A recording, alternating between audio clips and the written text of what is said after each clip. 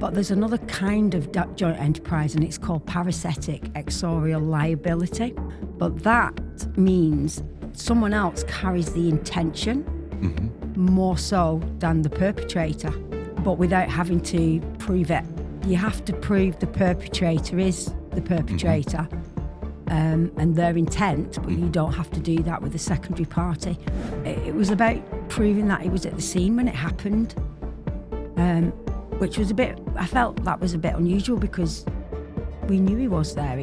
That was the big push on it. He didn't know where he was because he had an eye condition, which meant that he was blind at the time. I know for a fact it was political because at the time there was about to be a general election and both the Labour and Conservatives tagged on to the case and we had this broken Britain rhetoric. But he's just recently done a case and he was on the case and there were 7 defendants, and because the legal teams kind of worked together, they didn't let any of the young people stand in and give evidence in the witness box. And the reason for that was, you haven't got any evidence. There's nothing for them to defend themselves against. I mean, I would argue, just use evidence. Dead simple.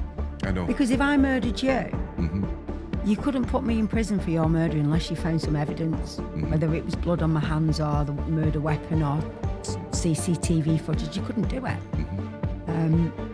And it would be really, really difficult. But if you put another 2 people in the room with me, you don't need anything. No.